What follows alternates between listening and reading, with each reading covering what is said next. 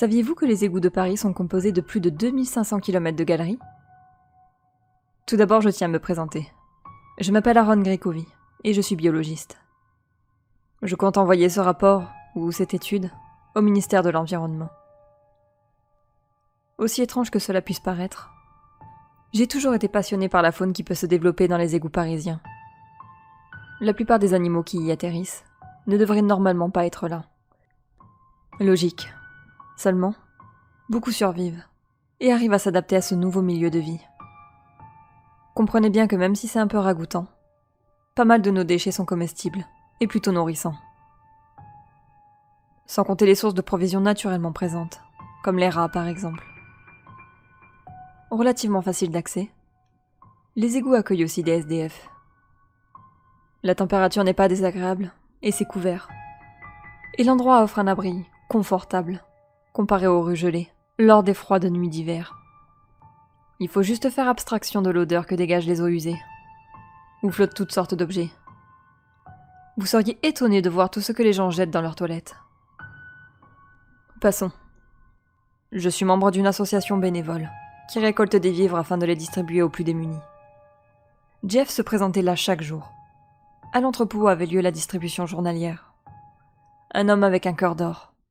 Il s'est endetté pour payer les frais médicaux de sa femme malade. Mais celle-ci est finalement décédée, et incapable de rembourser, il a été mis à la rue. Ça faisait 3 jours qu'il ne venait pas. Alors j'ai pensé qu'il était malade. J'ai pris quelques rations que j'ai fourrées dans un sac, et je me suis dirigée vers la voie d'accès des égouts. Nous sommes en novembre, et c'est la période où les sans-abri commencent à descendre. Ils forment un groupe soudé et solidaire. C'est admirable de constater que malgré leur situation, ils restent bons et généreux. J'ai demandé où est-ce que je pouvais trouver Jeff. Un homme d'âge mûr s'est levé et m'a désigné un tunnel sombre.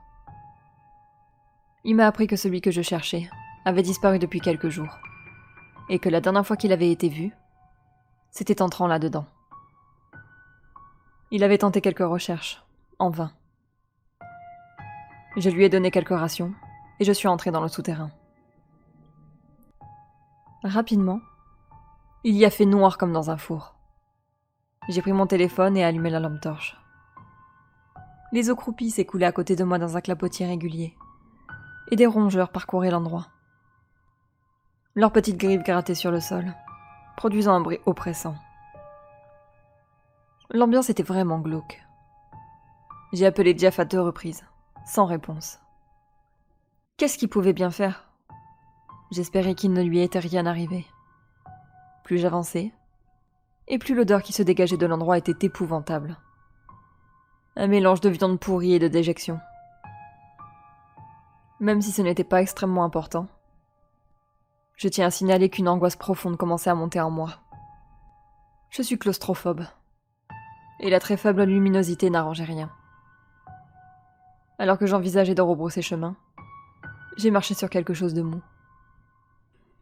J'ai baissé les yeux et un frisson m'a parcouru.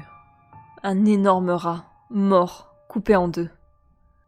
La partie inférieure de son corps manquait. Quelle créature aurait donc pu sectionner un rat de cette manière? Je tremblais. Une nouvelle fois, j'ai hurlé le nom du disparu à plusieurs reprises. Un rugissement caverneux, ressemblant presque à un sifflement, a soudainement répondu à mes appels, se répercutant dans la galerie jusqu'à mes oreilles. Un grand bruit d'éclaboussure s'est alors fait entendre. J'ai immédiatement fait volte-face et pris mes jambes à bon cou. Je ne tenais pas vraiment à connaître l'identité de l'animal en question. Je n'avais parcouru que quelques mètres quand j'ai dérapé. Je me suis étalé de tout mon long. Et c'est quand j'ai vu ce qui avait causé ma chute que j'ai réalisé que j'étais réellement en danger.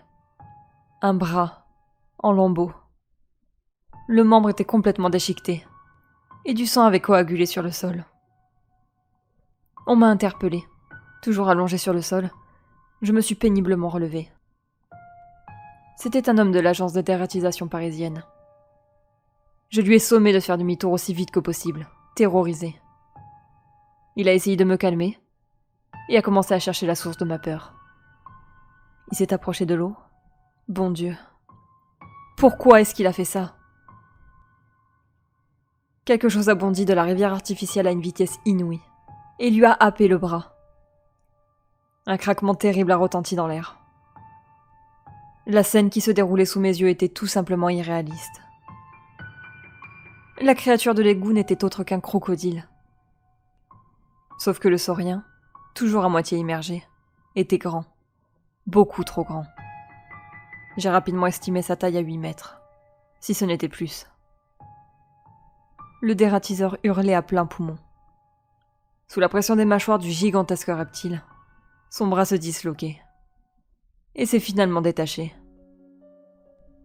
J'ai cru que ça suffirait à l'animal. Quelle erreur. Il est revenu à la charge, et a saisi l'homme par les jambes, jusqu'au bassin. Entre deux cris de douleur, celui-ci me suppliait de l'aider. Il agitait son bras amputé, et saignait abondamment. Je l'entends encore me demander de l'aide. Ça me hantera sûrement jusqu'à mon dernier souffle. Mais mon instinct de survie a pris le dessus. J'ai fait le choix de le laisser là et de m'enfuir. De toute façon, il était sûrement bien trop tard. Et je ne pouvais rien faire. Du moins, j'essaie de m'en convaincre. Dans ma fuite, je me suis retournée, une dernière fois. Je n'aurais pas dû.